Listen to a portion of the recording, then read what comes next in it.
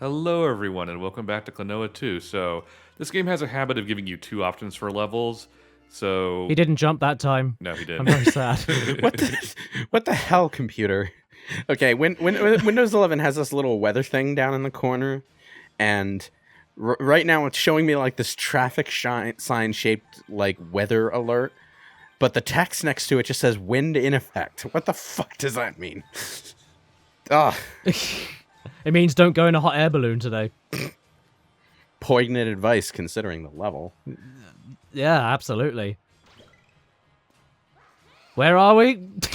We're in the fighting kingdom where everyone fights all the time. Ah. Oh, I see. That explains all of the scaffolding, I guess. Does it? Does it? Does it really? Yeah, it does. As fighters are known to like, they're known to like their scaffolding. God, those it's fighters. a sewer level. It is, isn't it? Klonoa game with a sewer level. I mean, it's easy to trash talk sewer levels, but Crash Bandicoot 2 did amazing ones, so it's like... Yeah, they're good. I like Silent Hills. Silent Hill sewer level's pretty cool. I like that one. Because it's actually just a full-on sewer. They don't try and make any gimmicks or anything out of it. It's like, hey, let's platform over some pipes. It's like, no, you're in a sewer. It's dark. It's rusty. It's wet, and there's things that are trying to eat you in it. That's a sewer. That's what a sewer is. Get used to it. You know, I'm a little, like, on and off about that because I said this during our Silent Hill 1 commentary, but, like, the game design of Silent Hill 1 kind of falls apart in the second half. So It does a bit, yeah. it gets a bit messy. Yeah, I mean, to be fair, the sewer in Silent Hill 1 is mostly just, like, a load of grids, and you can't figure out where the hell you are or where you're going, and it's a bit messy. But I still remember it, and that's got to account for something. Yeah. It's also, like, the only place where the mumblers appear in the American version of the game. What are the mumblers? The mumblers are the things that replace the Grey Children in the UK version. So, Oh! yeah. Wait, so what, in the school? In the school, yeah. So you didn't get the little guys coming up to you and eating your dick off? You didn't get those guys? Well, we got the little Grey Children, but, like, in the at least the original UK version, you got the other little guys that have, like, the round mouths, in the school. Yeah, those are the mumblers. And oh my god, I had no idea. they're monsters from the sewers in the original game, but they replaced the Grey Children because, you know, school, children, guns. Oh. Yeah. Yeah, we don't do that in Britain, so that was fine. Yeah, well, they changed it in the UK version for some reason. I'm not really sure what the exact reasoning was, but well. Oh, is this you trying the same puzzle over and over again? Yes. There's nothing here. Don't worry about it. Why are you just... Because I thought there was a mama piece here. Oh. It's right over there, actually. Oh, I see.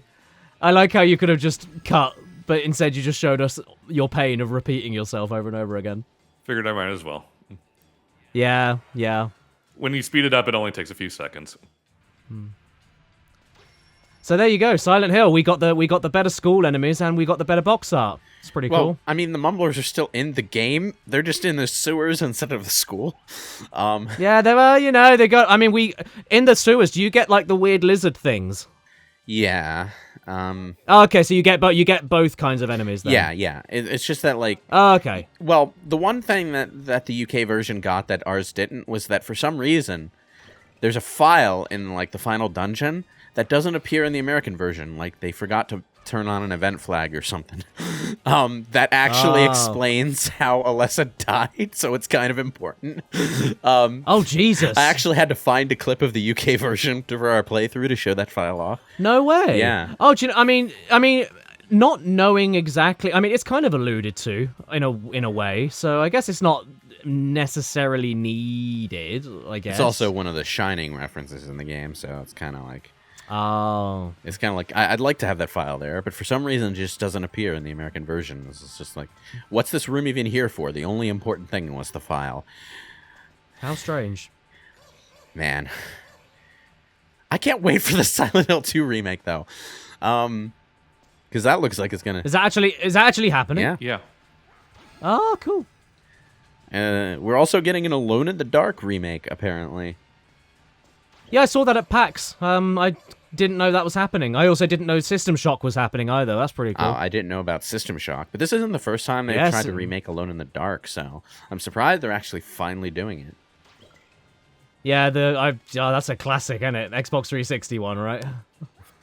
No, I'm actually talking about an attempted remake that got canceled. It was sort of like Resident Evil remake. In fact, I think it might have been around the same time, so they might have been influenced by that. But they ended up never doing it.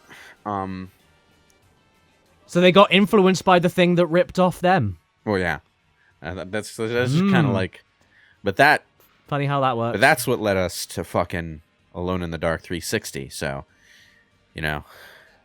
Oh god, blech. Classic. I mean, as I get older, I find myself enjoying terrible things a lot more. Like, I played a couple of years ago Ride to Hell for the first time, and it is one of the funniest games I've ever played. It's so good. That is legitimately one of the best so bad it's good games out there.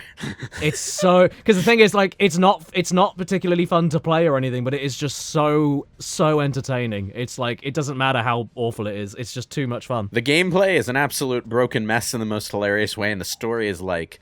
Wow, you really captured the early 2000s in a bottle, didn't you? Mm-hmm. This is what biker culture's like, I'm sure. Ah, man. But, man, I did try playing that once. I didn't make it very far. I'm gonna admit that. It takes a certain amount of fortitude for me to get into the mood to play a so bad it's good broken type of game. Yeah, I understand that. Life's too short, you know. Yeah. There are some other games that like are blatantly unfinished that I have enjoyed over the years, but they mostly fall into that lost potential, genuinely good in certain ways sort of mold. Like Wet. The most Oh, I've got that on the shelf. I never played it. It's one I recommend. It's got a pretty fun, unique sort of gimmick to it, where it's like this slow motion action melee shooter kind of game, but it's also like blatantly unfinished and only really and kind of just sort of stops at the point at which it feels like it was getting good. Right, I see. It kind of gives me, the box art gives me Shadows of the Damned vibes. Kind of, I can see that. It's very like, if Bayonetta was an unfinished concept, it feels like it could have been along exactly the same idea as that, you know? Sort of, yeah, but with more of a Tarantino sort of vibe. I really like the game for what time I spent with it, but at the same time, like, it feels like one of those games that really could have been one of the greats if the developers had more time and money to finish it. Oh, I'm interested now. I'll have to give it a look.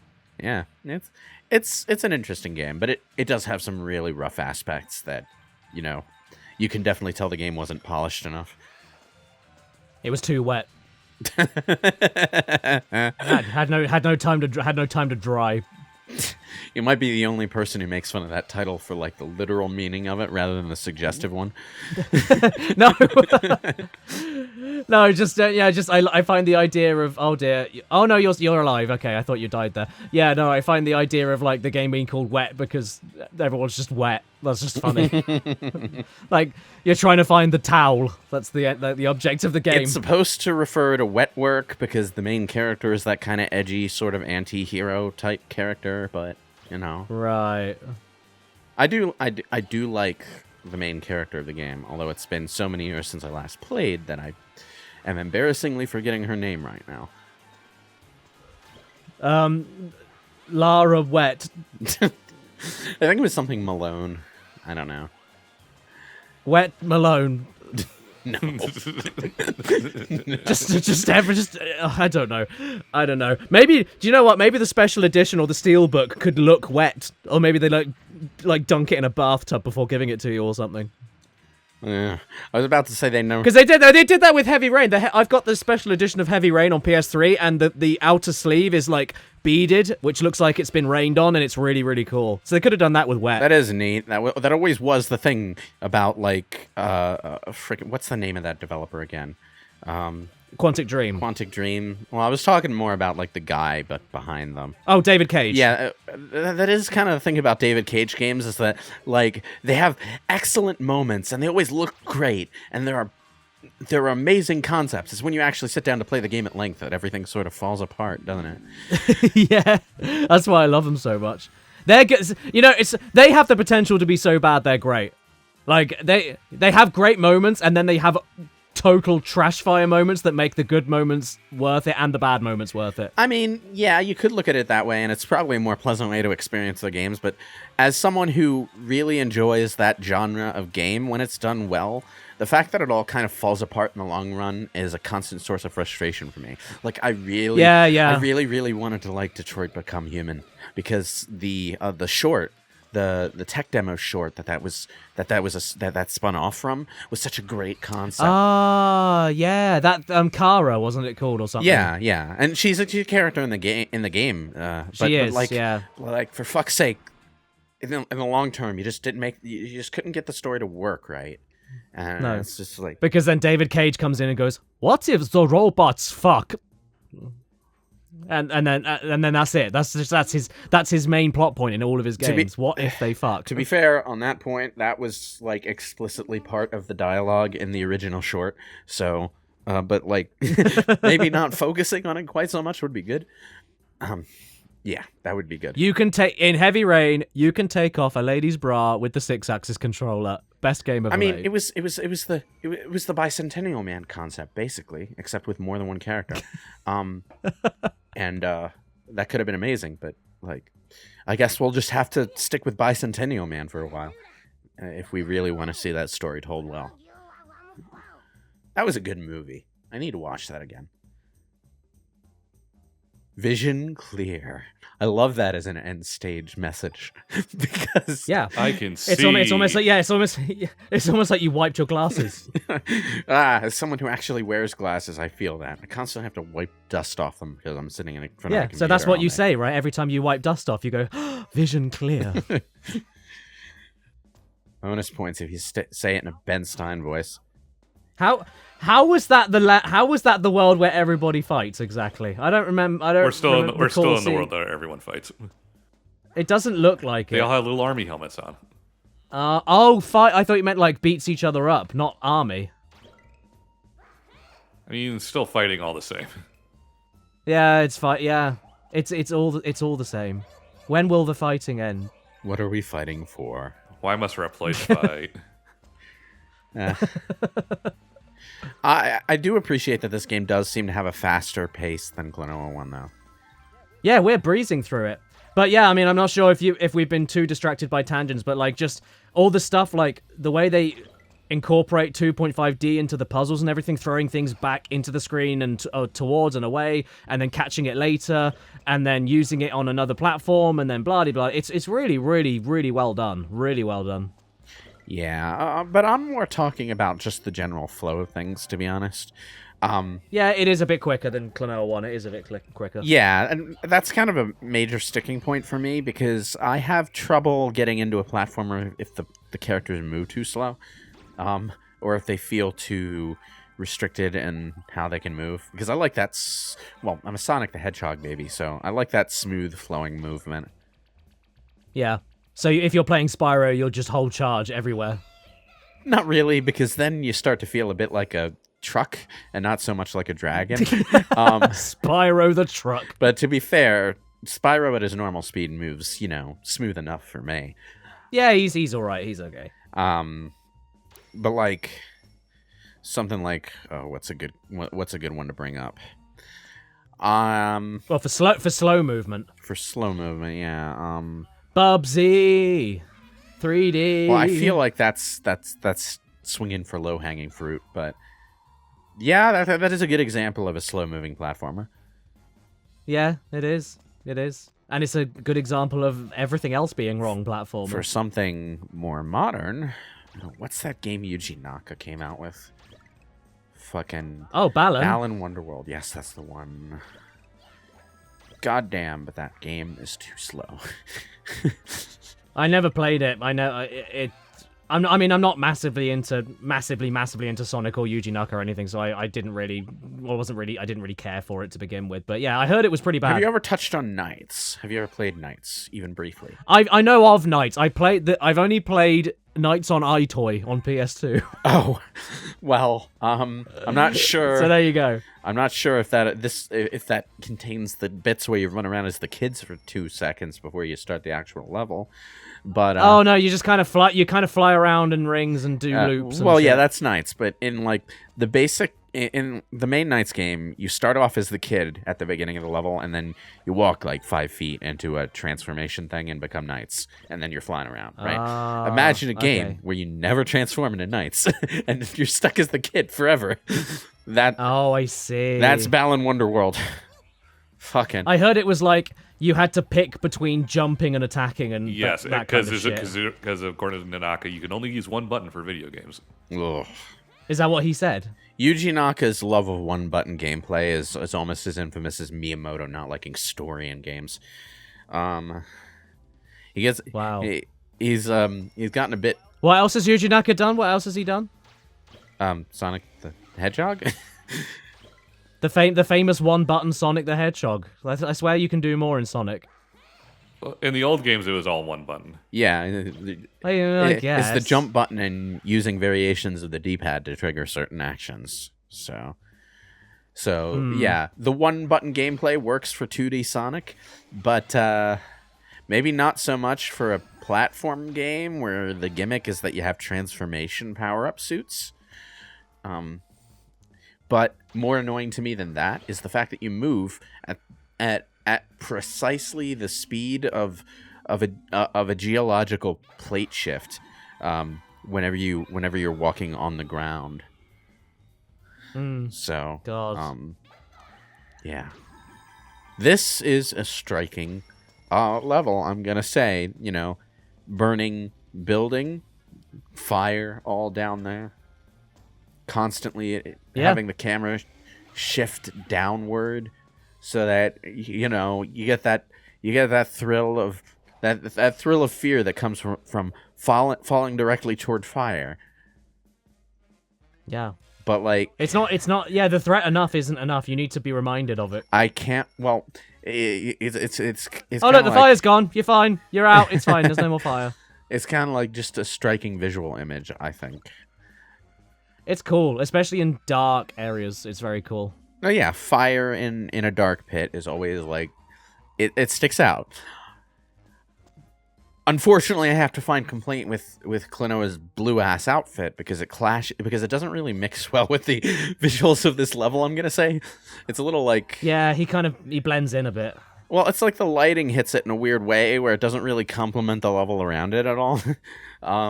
So it just kind of looks unfitting. I guess that's another advantage to having a more like diverse color set in your costume design is that you fit with a variety of different styles more effectively that way. Isn't that why Crash was made orange? Because they were like, hey, you'll be wherever he is, you'll be able to see him. Oh yeah, it's more of a concern of older games though, where they seriously had to worry about the player losing sight of the character because low resolution. People just or attention spans. Whenever you were far away from a character at a low resolution, the character could get lost in the pixels. So they had to have very true. They had to have a striking color so that they stuck out. So of course, Sega, in their infinite wisdom, made Hilltop Zone an entirely blue level in their game, where their character was blue. And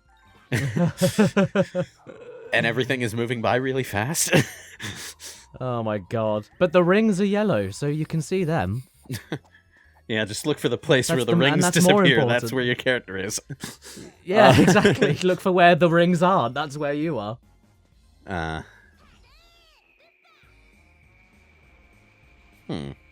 This makes me want to play the game again, but not worry about streaming it and not getting all the fucking gems, because that's a nightmare. The getting, I was trying to figure out why this level's theme was like sewers and army men, but now it's like, oh, this is a war zone, right? Yeah, because you can't go, you have to go in the sewers to avoid the bombs. Yeah, this is interesting stuff. It's dark. It's really dark. It's an odd choice for with Klonoa, with the happiest music. And weirdly enough, Gex 3 also has a war fucking channel as well. Yeah, although that was a little less out of left field because Gex's thing was television. Very true. Wasn't there an anime channel on that as well, or was that Enter the yes, Gecko? and you got to play as Mecha Gex. I might be confusing the name, but you had like a Gundam suit, and you could hover in that level only. The disguise for that level came with its own mechanic, and that was amazing. Mm-hmm. Normally, the costumes in Gex levels were just costumes to make Gex look, in theme. They fit in. Yeah, so he gets to be Daffy Duck or a pink rabbit for the Looney Tunes level, and nothing changes. But for the anime level... dude, I remember when I first played that game as a kid, and I was in the Sherlock Holmes level, and you find the vampire costume, and you get to glide, and I was like, this is the best game I've ever played. Like, yeah, man. I really loved the Sherlock Holmes the level. The music's so good. I'd probably love it more now, because I'm actually a Sherlock Holmes fan these days. Ah, nice. And I don't mean like I watched a couple movies and I really liked this particular TV show. No, I mean I like read the book. Yeah, you're no Sherlock normie. Sometimes I listen to the audiobooks in my car when I'm driving. It's actually a pretty good audiobook series, the one that I have anyway. Is it true that he never ever says elementary, my dear Watson? Yeah, I don't think that's something he ever says. I think he does say elementary to Watson. But I think that phrase is from like the Rathbone show or the Rathbone serials or something. And that is why Klonoa 2. Oh God.